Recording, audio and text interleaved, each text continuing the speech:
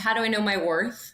I think honestly is the biggest question, because I think what most athletes need to understand is what they're offering you is not the end all be all of what the offer is. Like, you can negotiate. There's a negotiating game to this.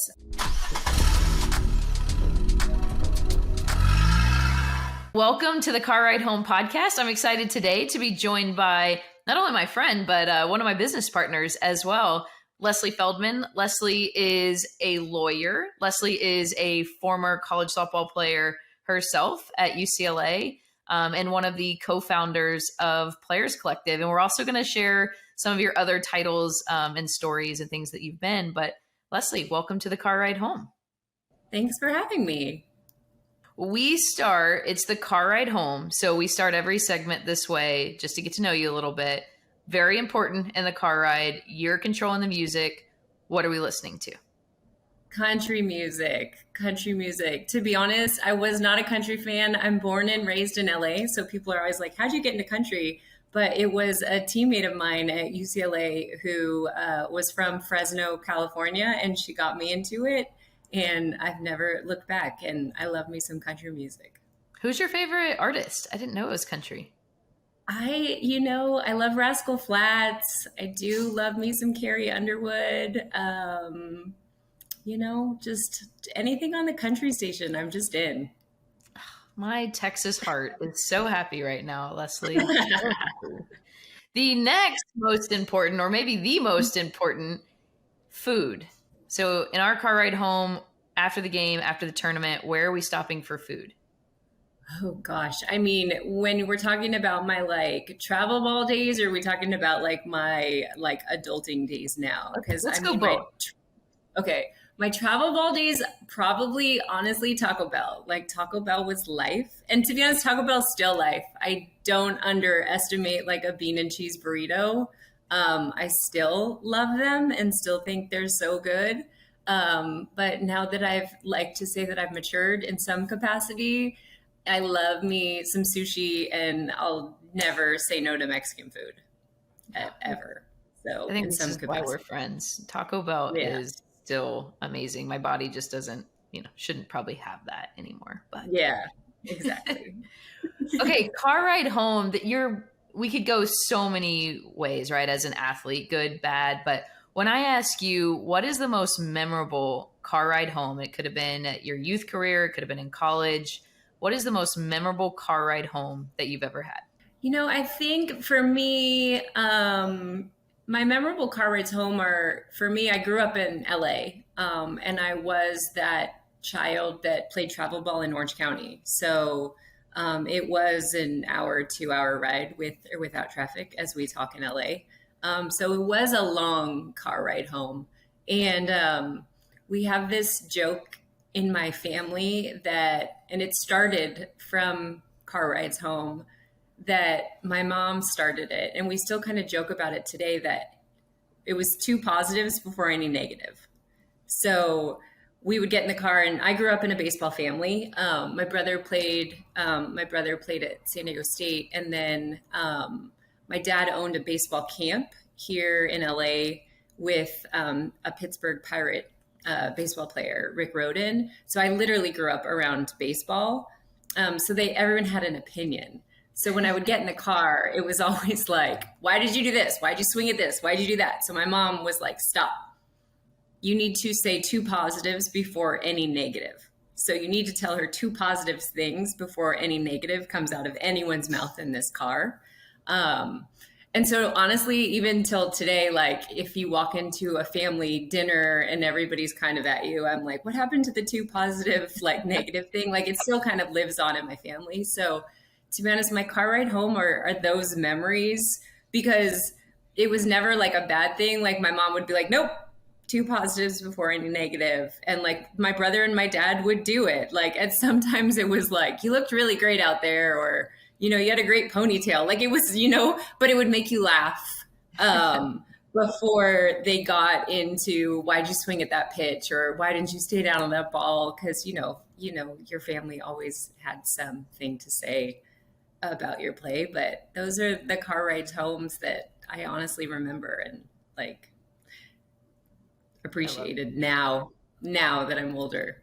Well, I love asking that question because everyone's a little bit different, but the idea, especially with the Alliance Fast Pitch, is we have a youth audience, and there's so much time that's spent, whether you're going to lessons or tournaments, there's so much time in the car. So I'm sure there's somebody out there that can definitely relate and probably has implemented very similar rules too. Before we get into, because I'm excited, we're going to talk about NIL in softball and get into NIL, name, image, and likeness. It's a big thing.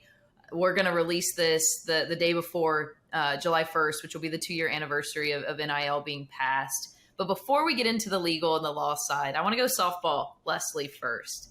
So you talked about growing up in LA. We all know that Southern California has had a long history of travel ball, still to this day. So what did travel ball look like for you when you were playing? And I guess too, what first introduced you to the sport of softball?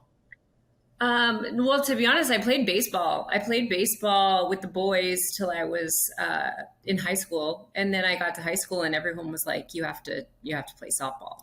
So I didn't really know about travel ball at the young age, and to be honest, it didn't exist like it does now at the younger level. So I played baseball till I was 13 with the boys. I pitched all through All Stars. I remember I transferred high schools between my freshman and sophomore year. So I started a new high school my sophomore year. And when I walked into that high school, I literally walked into a class and one of the guys said, "Hey, I know you. You struck me out." And I was like, which was probably a compliment. But then, like at a new high school, you were like, "Yeah, that's me." So when I got there as a sophomore, I played, freshman softball at the other school. But when I got there as a sophomore, that coach was like, "Hey, you should look into travel ball. You should start kind of looking around." So that's when I started to look into teams and kind of do some more research. And that's when there were a couple teams in LA, but not a lot. And that's when all the teams were down in Orange County, and just started to do research on, all those teams and go down there and kind of see what was available for me. I played baseball too, by the way. And it was not until high school that I actually switched over. Same thing. I'm like, I can't be the girl that like wants to date the high school boys that I'm on the same baseball team with. So totally when I made the transition. That was the thing too, was like, I think at that point too, I was playing baseball and I started to have crushes on some of the guys and was like, well, this is getting awkward because they thought of me as one of the boys. And then I was like striking them out and I was like, oh, Yeah, you reached that point. I get it. What did you played for the legendary Sue Inquist? What did your recruiting journey look like going to UCLA? Mine was different. Mine was much different because, to be honest, I probably could have played and been more recruited at another university than I was at UCLA. So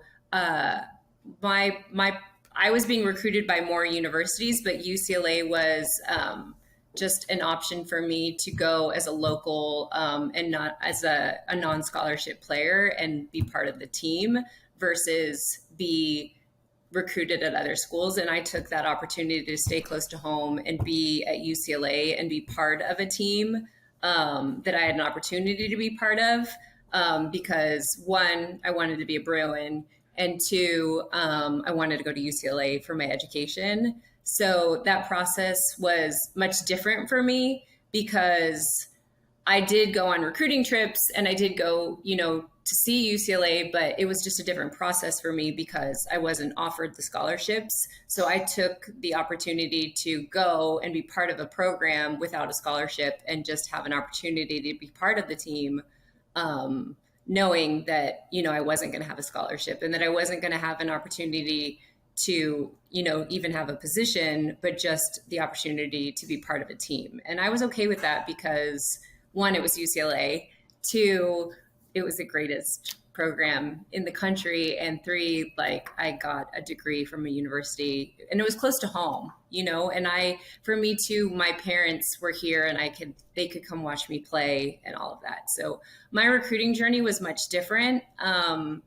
I thought, I wanted to go to a million other places, but at the end of the day, when I thought about it, I was like, I'm just going to stay close to home and take a different route than the rest of the world.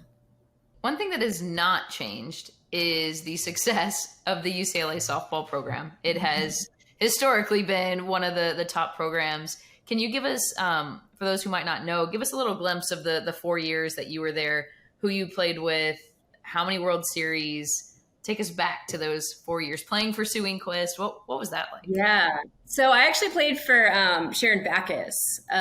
My first, I'm like, we're going I wasn't way going to back. date you. No, it's okay. You can, because I love her, and Sharon Backus is amazing. And if you don't know who she is, you should, because so my freshman and sophomore year, I played for Sharon, and Sue was our assistant coach. So to be honest, my recruiting process and my initial conversations were with Sharon. And I actually think I still have a phone call or a letter from Sharon that my mom still has, which I will cherish to my heart. So playing for Sharon was amazing because Sharon was an absolute sweetheart, and Sue was the stickler. And sorry, coach, if you're watching this, but Sharon would be like, Sue, that's enough. That's enough. And we would be like, oh, thank God. So but both of them literally were the greatest coaches to ever play for, because they balanced each other and just made us better as humans, as players, as just like a program. So our freshman and sophomore year, we went to postseason. We went to the World Series. I want to say, God, we're going to age myself, but I believe my sophomore year, the World Series was in Columbus, Georgia, because it was the year of, I'm aging myself, the Olympics. So they took it out of Oklahoma City and they took it to where the Olympics was going to be. So we went to Columbus, Georgia and played there that year. But we did not win. So at that point in time at UCLA too, there hadn't been a graduating class that had left UCLA that hadn't won a national championship. So we did not win my freshman year. We did not win my sophomore year. My junior year, we didn't go to postseason. So for the team that was, just there and kind of feeling it right now, we didn't go my junior year. And our senior year, we came back and we won it. So for the girls on the team now, I have chatted with them and I was like, we came back with a fire and we came back and we won it. So my senior year, we came back and we were going to be the first team to come back and be that first class to go out without a national championship, but that didn't happen. And we came back and we beat Washington. Sorry, Huskies. We beat Washington in the national championship to win my senior year. So that was kind of awesome. So you finished off your senior year with a national championship and then obviously go to law school. And I think you have a really interesting story that's super important right after law school and what you got into in sport law. Can you talk about your journey through your legal career and getting into the agency side and athlete representation in sport law? Yeah. So I always knew I wanted to be a sports agent. Like, it was just always a passion of mine and kind of what I wanted to do my entire life. So when I was in college, I was always like, I'm going to law school. And then when I get out of law school, I'm going to be a sports agent. So when I got out of UCLA, I went to law school. And then when I was in law school, I was trying to look for areas where I could work in sports law. And the good thing is I had connections from all the athletes at UCLA. And there was a football player that I was good friends with from UCLA that was playing in the NFL at that time. And at that time, I was in law school in San Diego. The Super Bowl was in San Diego. So he was out there and his agency was out there for the Super Bowl. And he took me to his agency's Super Bowl party and introduced me to his agent and made the connection. So I got a job with his agency called Athletes First. and they're one of the top NFL football agents in the country. I'm still to this day. So I got a job working with them my last year of law school and out of law school, which was amazing and was exactly what I wanted to do, and kind of learned the ropes of sports agency world and, everything that went on with it. So I worked there for a while and just kind of learned everything that goes on in the sports world, but it was very male driven and what went on in the male side of the NFL. The cool part was Natasha Watley was just coming out of college at UCLA, and we missed each other at UCLA by a year. So I graduated as a senior and she came in as a freshman. So while I was working at Athletes First, she was finishing her college career at UCLA and starting the Olympics. So she needed representation. So I connected her with Athletes First, and they helped her with all her career through the Olympics and her endorsements and sponsorships. So I connected Tosh with them, and she may have been, and I'm not really sure, one of their only female athletes. I didn't end up staying there. They had a lawsuit going on for like a whole bunch of other things. And they were with another sports agency, and that sports agency sued them. And there was a whole bunch of litigation going on, and they lost that litigation initially, and it went on for years. So anyways, long story short, I didn't end up staying there for the long term, and I ended up moving back to LA, and I got into like what I call real law and got into employment law, but I've always kept in touch with them. Super good friends with some of the guys that work there, but I've always had this love and this passion for sports, and just kind of always was like, I don't know, maybe someday it will come back and like I'll be able to do it again, but kind of veered my career into just what I call real law, employment law, like litigation on the real law side of things. So just kind of was doing my own thing and just going about life until NIL happened in July of 2021. I mean, every once in a while, a UCLA softball player would call and say, hey, I got this contract. Will you review it? And I just would, because, they're family and Bruins. So I would like look over a contract for free here and there. I know my Bruins. And then, to be honest, the first athlete that ever really reached out to me was Monica Abbott, and was like, hey, I've been through, agents and had a lot of people help me, but like, would you be willing to look at some contracts for me and help me out? And I was like, yeah, of course.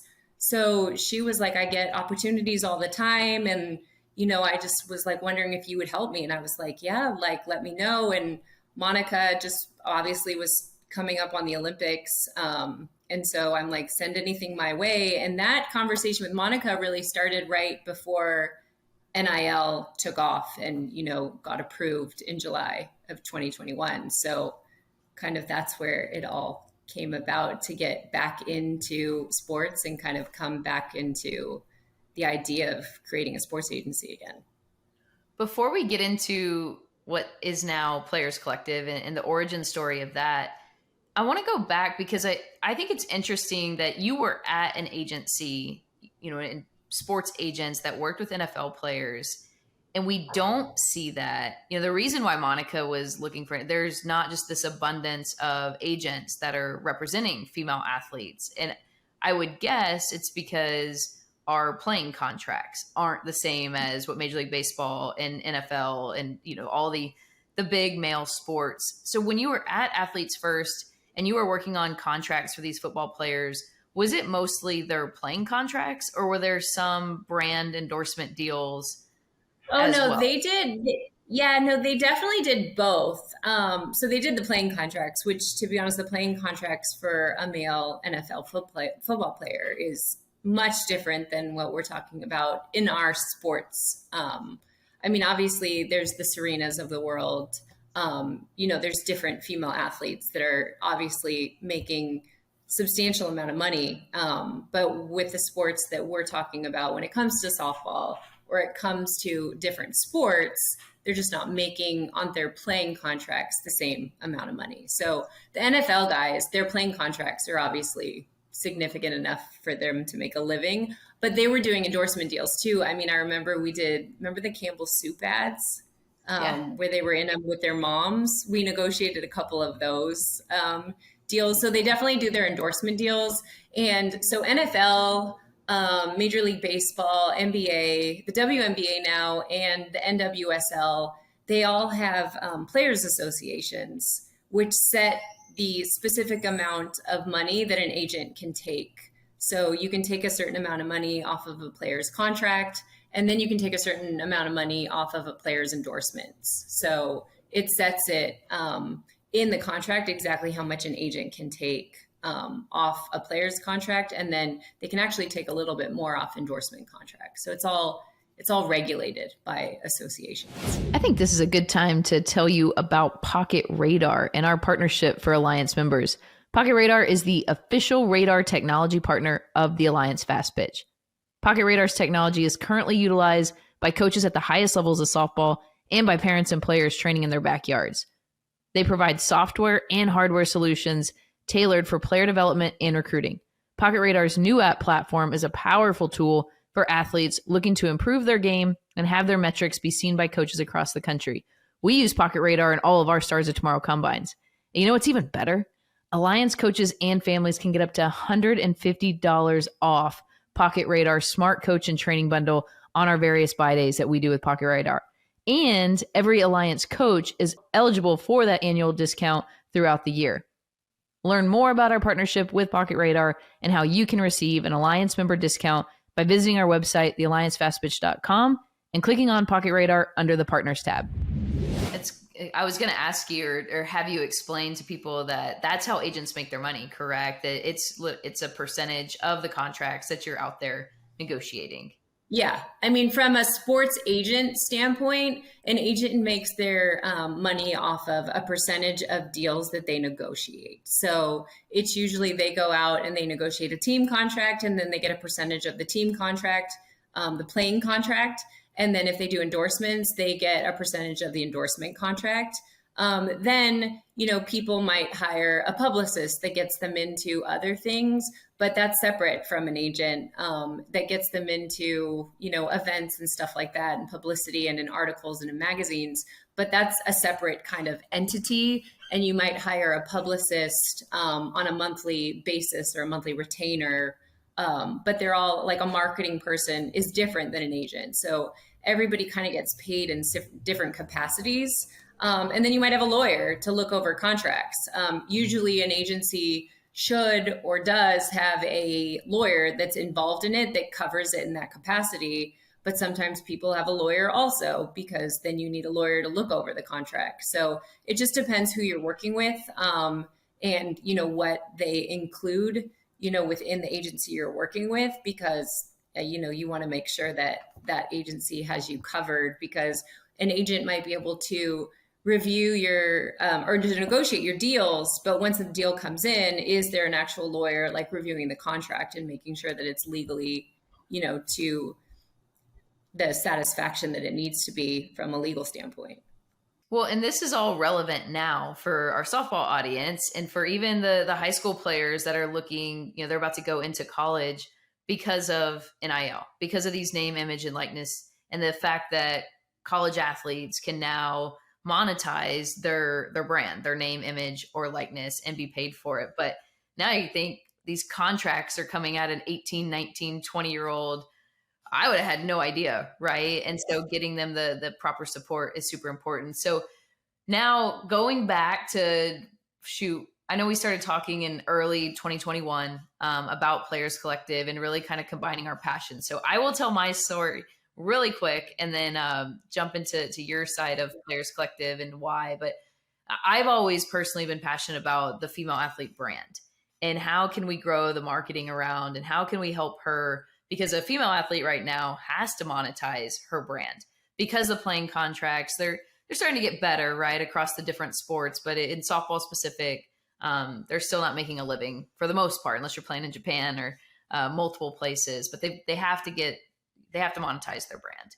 And so in meeting you, who brings the legal aspect of it, and at that time too, Chelsea Sweetos, who was super passionate, worked at Nike at the time and Instagram, and kind of combining our passions, Players Collective was born. So can you tell your side of Players Collective, of why you wanted to get in this space to help female athletes, and then tell our audience what exactly is Players Collective? Yeah, I mean, like I said, it started with kind of Monica reaching out with the initial contact. And then it was like literally, I want to say Monica reached out right before NIL took off. And I had been reading a lot about like what NIL was and what it might be and, you know, when it was possibly going to happen. But what people need to understand is like, the NC2A was talking about it and when it might happen. And then all of a sudden they were like, hey, we want nothing to do with this. Like, it's happening, you know, go. So the fact that it kind of rolled out so quickly in July of 2021, I don't know if everybody expected it to happen that quickly. So it did. And then all of a sudden I was like, wow, this is happening.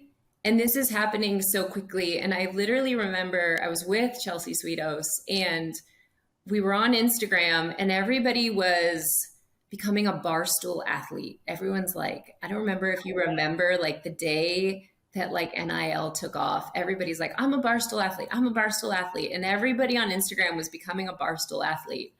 And I was like, okay, these athletes, these college kids actually have no idea what they're about to get into because one, what they need to understand is you shouldn't just become a barstool athlete because there's compliance rules with every university that you need to comply with before you become any type of athlete.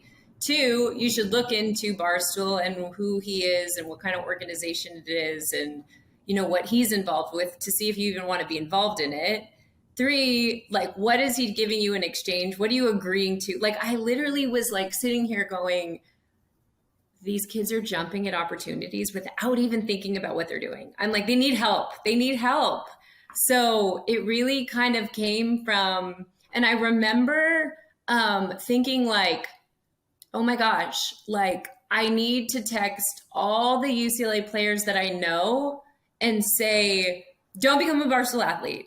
Like, just don't do anything, please, until you talk to me. Like, just please. And they were like, I did. What do I do? And I'm like, oh my God, you know what I mean? Like, so I just was trying to like manage, like do damage control because I just was realizing at that point in time, these kids had no idea what they were doing and I wanted to help.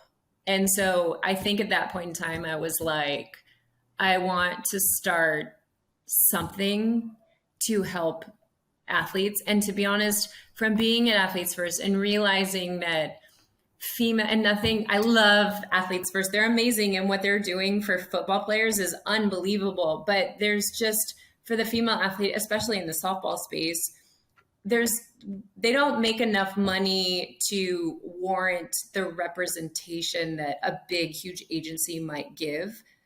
But they shouldn't be forgotten. So I'm like, these ladies still need help. So I'm like, I want to help them. And if we can help them, like, let's do it. So Chelsea and I were chatting. And then Coach Enquist has always said to me, like, you need to meet Jami Lobpries. And I was like, I don't even think we had met in person.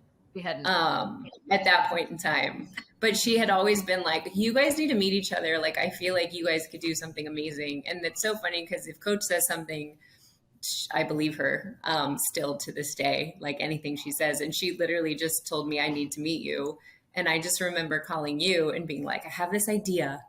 I've never met you in my entire life, but I have this idea and I want you to be part of it. And here we are. So between your brain, my brain, and Chelsea's brain, we created Players Collective. Well, and it's been so special too inside inside the women's sports and what we've really been able to help. And let's talk softball specific because people probably have no idea. Like we see it, right? You see on Sports Center, you'll hear about these big transfers, the kid going to Miami that was offered $1 million, or Bryce Young at Alabama and what he's getting. But softball players, it might not be publicized, but they are getting deals and they are making money, and they're getting approached quite a bit. So I'm curious, what are some when these athletes come to you because they've been hit up in their DMs, right? What are some of the biggest what are the biggest questions that you get? And I know we jump on with the college athlete herself and her parents, or always invite the parents. What are the biggest questions that you get from the college athletes and parents? I think one, like, how do I know my worth? I think honestly is the biggest question, because I think what most athletes need to understand is what they're offering you is not the end all be all of what the offer is. Like, you can negotiate. There's a negotiating game to this. I mean, yes, there are some brands that might say, nope, that's my budget, but also you can know your worth and who you are, one, as an athlete, as your brand, as your social media, to be able to negotiate that, to be able to kind of ask for more or ask for less. And I say ask for less because they might be asking for 20 million posts in exchange for a little amount of money. So I think, how do I know my worth, or how do I know how much I should charge for this, or how much I should be getting for this, is really the biggest question. The other thing is, how do I know, what opportunities I want or what opportunities don't I want? And in that, I always say, be authentic. Like, definitely be authentic. Do not just take everything under the sun, because if your social media starts to look like a walking advertisement, it's boring. I mean, look, I am a fashion girl through and through. And so I follow like a lot of fashion people on Instagram. But when they start to just post like that it's an ad, or they're, getting paid for this, it's just boring to me. And it just doesn't seem authentic to me anymore. So just truly like partner with people that you truly believe in and that you truly like might use their product and would use their product. So it's just kind of those conversations of like worth, authenticity, and then kind of understanding the rules and regulations of like, what does NIL require? And what is the process of it? And the process of it is, there's steps to it. So even before we get involved as Players Collective, at the college level, I, as a lawyer, as an agent, have to get certified by your university compliance department. And I have to fill out paperwork with your compliance department to be approved as an agent at that specific university. And once I get approved and show them our contract, then I can represent you. And then we can move forward with representing you.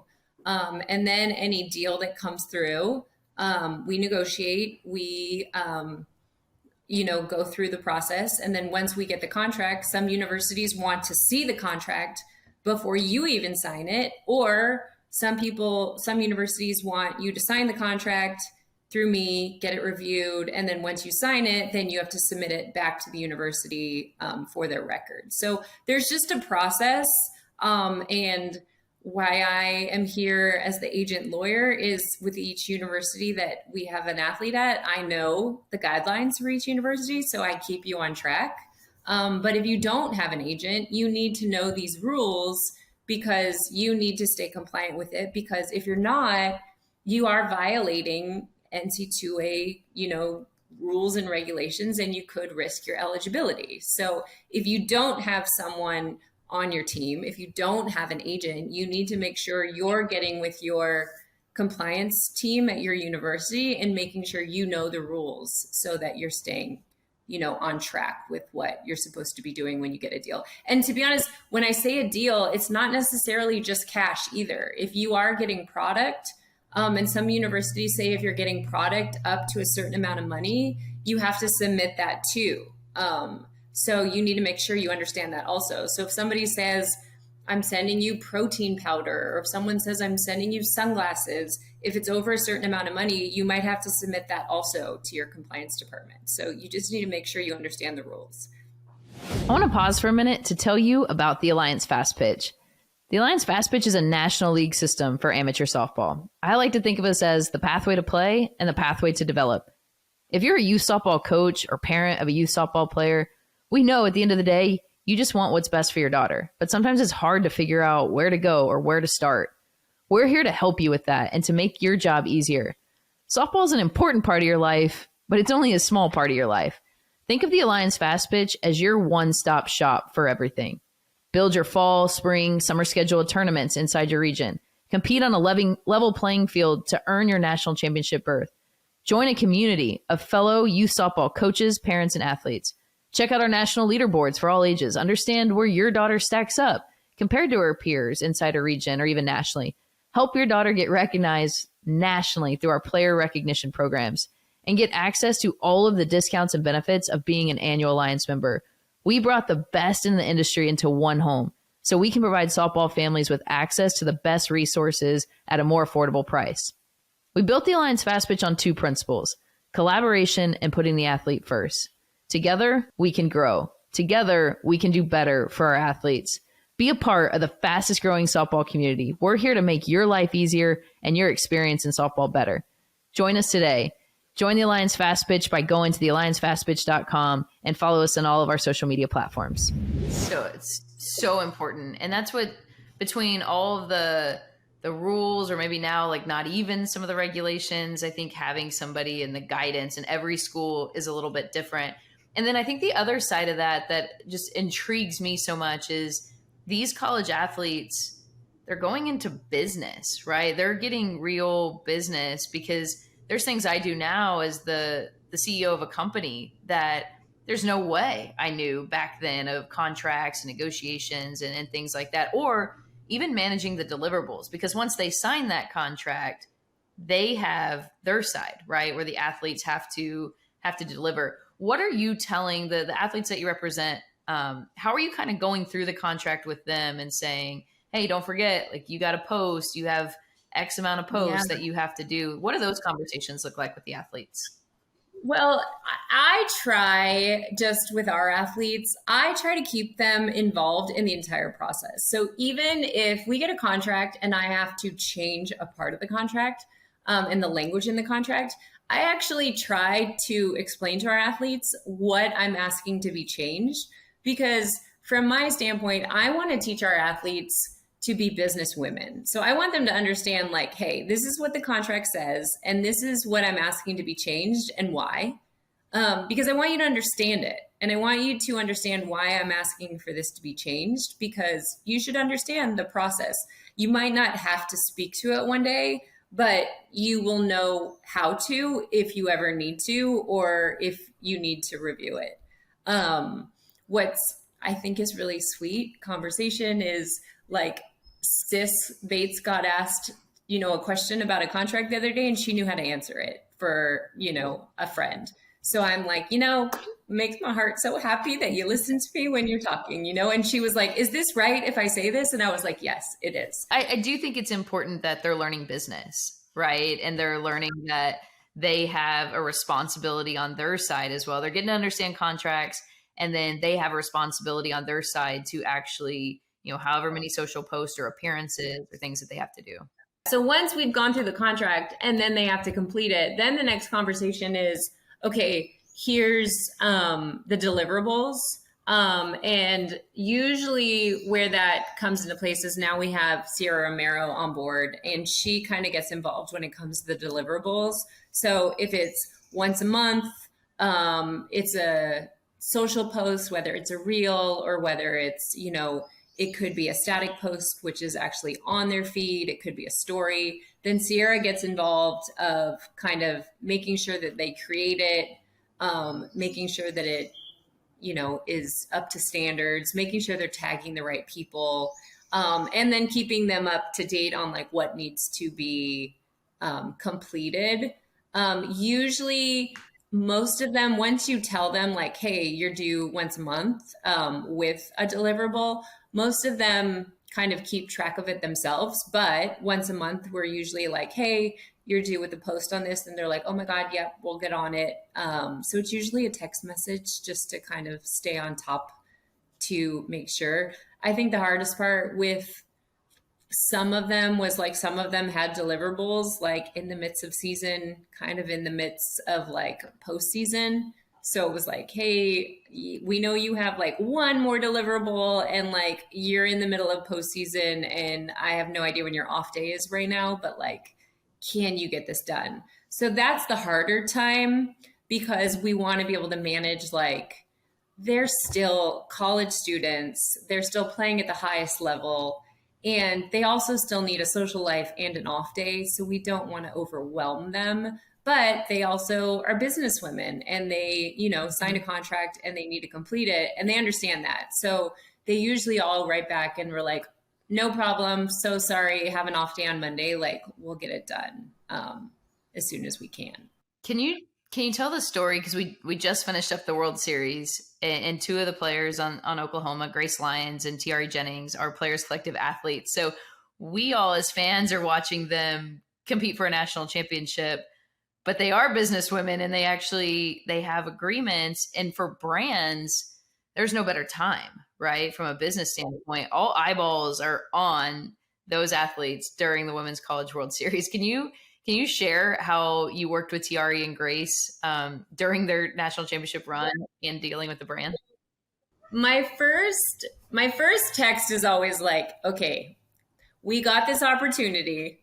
I know that you guys are in the middle of the World Series. I know you're about to check into the hotel. Do you or do you not want to do a deal with, and it was with UFOS because it's not a secret anymore. It's on social. Go check it out. And tag UFOS. Do you guys or do you not want to do a social post for UFOS while you're at the World Series because they'd like to get the content while you guys are there? Both of them were like, yeah, sure, no problem. They both wrote, if we win the first day, we'll have an off day this day. If we lose, we'll have an off day this day. We'll try to get it done on our off day. So what you guys need to understand is when you do a social media endorsement for a brand that the university does not have a partnership with, it can't have anything to do with, in their case, the Oklahoma logo. So we have to do it outside of Oklahoma's field, outside of Oklahoma's jersey. It has to be somewhere completely separate. So they were like, we'll go to the gym in our hotel and we'll do it in the gym in our hotel. And I was like, you guys are amazing. So they literally did it on their off day in Oklahoma in the hotel of their gym on their off day in between the World Series. And I honestly think they went down there at like 8 o'clock at night and shot it. And they were texting me and they were like, what do you think of this? What do you think of this? And to be honest, it just makes me so happy because they obviously were at like the height of the World Series, had so much going on. I'm assuming they had practice that day, even though it was an off day. I'm assuming they had team meetings and video and all of this stuff. And at the end of the night, the two of them went into the gym and recorded content, for an NIL deal. And to be honest, I thought it came out great and amazing. And when they sent it to me, I was just like, I love you guys so much. Like, this is amazing. So it's the stuff behind this. Because you're right, it's on social right now. You can go look at Grace Lyons and Tiare Jennings Instagram or any of their social media and see that. But it's like, oh, wow, that's what went on behind the scenes while they're also managing everything else going. It's just crazy. Well, and I want to tell another story. Our most recent Players Collective athlete, Nyjah Kennedy, obviously had, like, I get chills thinking about Nyjah's run through the World Series. And I think what people don't realize too, it's very simple for me to go follow Nyjah. Well, that was happening. What did she say? Like tens of thousands of followers start coming in to start following her, but also obviously brands are paying attention during Nyjah and Stanford's run. What were the questions? Because I'm assuming brands were already reaching out to you, right? We're not signed with Nyjah. I know we're from Alliance All-Star Games, but other than that, we don't really, there's not a relationship. But what were the brands reaching out to you about in regards to Nyjah? Well, so we obviously have connections with brands just from the athletes we already represent and the brands we already work with. And so if you watch the World Series, I mean, Nyjah did amazing and was all over the World Series. But if you watch the World Series, she had a Rip It face mask on the entire World Series. And it was front and center. And so this past season, we had Grace Lyons and Skylar Wallace had a deal with Ringer, and Ringer and Rip It are now one company. So the owner of Rip It and Ringer and I were text messaging, and he was like, Lesley, Nyjah's wearing a Rip It mask. And I was like, I know, I'm watching it myself right now too. Which you know is amazing because obviously every university has their deals with certain brands. So for her to be able to wear the Rip It mask on ESPN, on air, right center, and obviously with the numbers that ESPN drew is great and huge for the Rip It brand. So just to get that text, I was like, no, I'm seeing this. Like, this is amazing. I mean, for Rip It, it's so cool. And it was amazing. So I was already getting text messages just about the fact that she had that mask on, during the World Series. So I think that brings up an interesting point, and people probably have a lot of questions about, because first off, that athlete has to wear what the university has a sponsorship deal with, right? So it's really tough in our world of if Oklahoma is a Nike school and they swing Rawlings bat, that athlete has to do that. What are you seeing in the space of college softball players and working with, the different manufacturers or apparel companies? Is that happening? Are college softball players getting deals, or are they staying away from it because they have team deals? it depends. I mean, you saw a Kelly Maxwell sign with Mizuno. I think they signed Val Kegel too. So certain brands are doing deals like with college girls. So if the brand represents the university, maybe they will do an NIL deal with that player. You haven't necessarily seen other brands do it as much. At UCLA, Nike did an NIL deal with a soccer player and a basketball player, an NIL deal. I'd like to see more of that in that capacity, to be honest. I'm trying to push more of that because with our athletes, we have some of them. We have obviously the endorsement deals for the pro level, but at the same capacity, you can still get the social content and the posts from the collegiate player also. So you're not seeing it as much from the brands that endorse the college players endorsing specific players. And I don't know if it's, an issue with, team bonding and, jealousy amongst the players, in that capacity, university issues in that capacity. But also, there's also another thing of a lot of these players play for Team USA. So they could have different deals outside of the university. They could have different deals that they just promote on their social media outside, their university logos. So it is a possibility to have a brand endorsement outside of their university that strictly endorses a Tiare Jennings, the softball player, or the Skylar Wallace, the softball player. That's not specifically the Tiare Jennings, the Oklahoma softball player. So it is a possibility. And I mean, obviously, those are always the conversations I'm having with different brands to try to get them opportunities. It's so interesting. It's still, I mean, we're 2 years into this thing. It's all over the place. We could probably get in the conversation about collectives too, because I know, actually, let's go there, because can you explain to people, because there's rumors all the time, right? Like, we look at the transfer portal and people are like, oh, they're giving her, this kid got X amount of money. Have you worked with collectives in softball? And tell people what is a collective?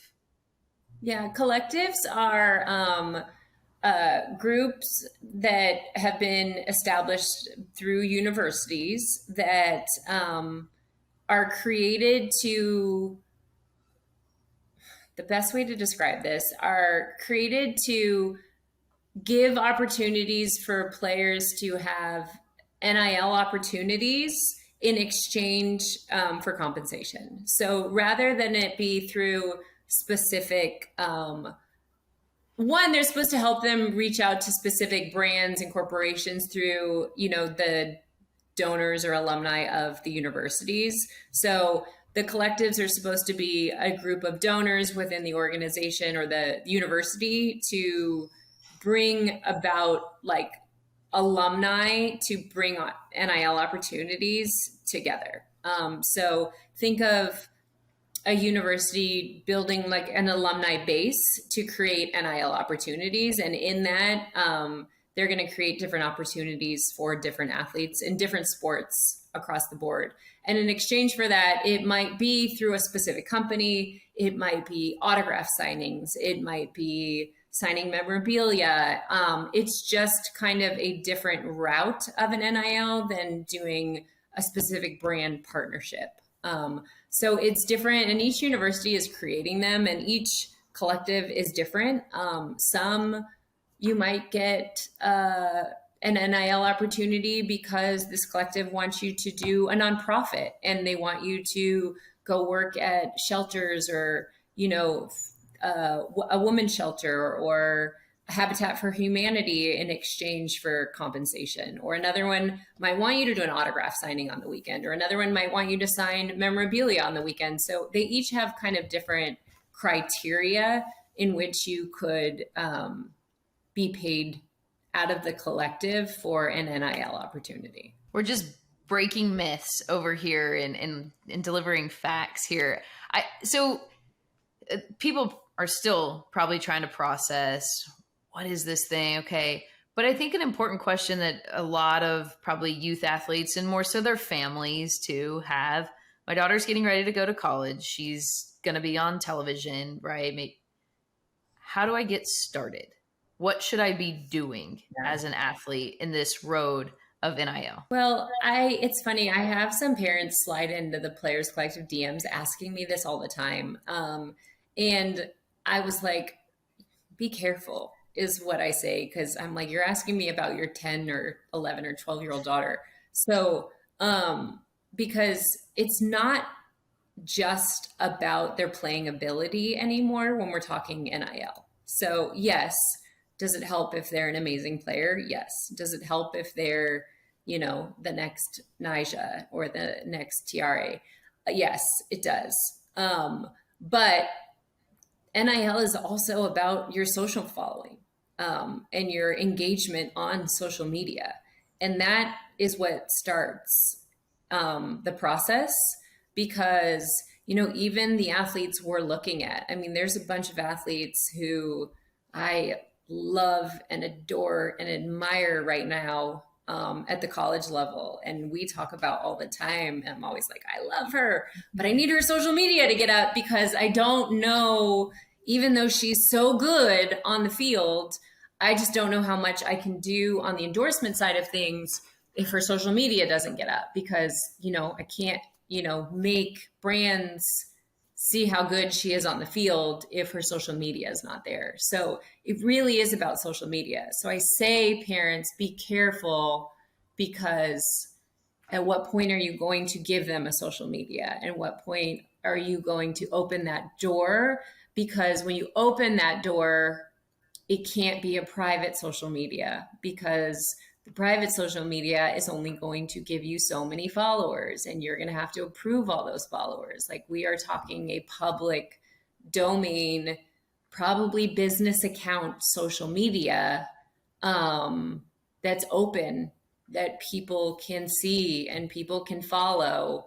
And that's why I say be careful. And if that's the route you're going to go, then I say monitor it and you be in charge of it, because of the way of the world and, the people in the world. And, I just don't want that for your child right now. So when parents reach out to me on Players Collective of like, hey, what should I do for my 12-year-old? I'm like, just be very careful, because I'm not telling you to get your 12-year-old a public Instagram account, but at some point it's got to be public, and you've got to make it a business account, and you've got to get it open, and you've got to think, is it going to be softball driven? Is it going to be, it's got to have some niche of like what's driving people to this account and what's making it different and what's bringing it in, like what's bringing attention to them to build a social media following and platform.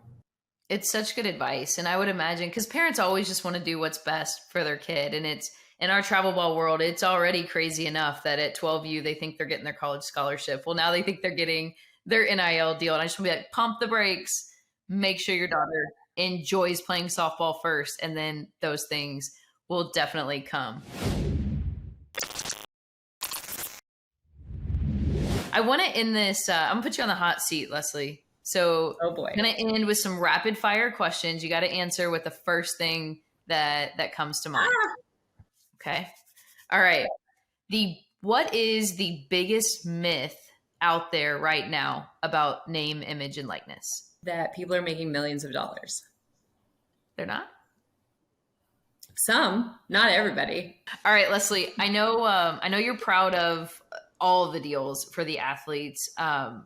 But is there one deal that really sticks out to you that either makes you the most proud, or one deal that just hits home a little different for you? Gosh, if you know me and my personality, like, God, every time we get a deal for one of our players, like, I'm just like, oh, this makes me so happy, because I just get so excited when we get an opportunity for one of our players. So I think if I had to choose one, which is so hard, but I'm honestly going to say that the Champion deal for Nora Flatley, there was just something special about that deal because of what Champion did. They did a campaign around the rapper Sweetie. And what I thought was really cool about it was they took an athlete from multiple sports. And they had an athlete from every sport. And Nora Flatley, at that time, was a gymnast at UCLA. And they had athletes from different sports in this campaign, and it was called Get It Girl. And it was a commercial that aired everywhere. And it was just really cool what they did to kind of not only show like female empowerment, but female sport, and then use, such a high profile rapper involved in it. And I mean, Nora was great in it and featured in it. So I think that was just really cool to see. And what was cool about that deal too is it was not just the commercial, it was a multi-year deal. And then with it came opportunities for her to be involved in other shoots and, partnerships with it. And then also a mentorship program. So if she wanted, other kind of mentorship and guidance in her career post-college, Champion was going to help her with that as well. So it was more than just kind of an endorsement deal. It kind of involved more than that, which I thought was really cool on Champion's end. Very cool. I'm glad you mentioned the mentorship aspect. I always thought that was one of the coolest parts inside a contract for an athlete, recognizing that she's still a college student and it's giving her mentorship and guidance and developing her on the business side too, which I think is really cool. So shout out to Champion there. She's actually going next week to shoot their gymnastics leotard line. So it's not over yet. Hey guys, we hope you're enjoying the Car Ride Home podcast. Hopefully we're filling the air and making your car ride home a little bit more enjoyable. Please be sure to subscribe to our podcast on Spotify, Apple, or YouTube, and leave us a review. If you have any special guest or requests that you'd like to hear, or have us bring a guest or a story onto the podcast, shoot us an email, info@thealliancefastpitch.com. We'd love to hear from you.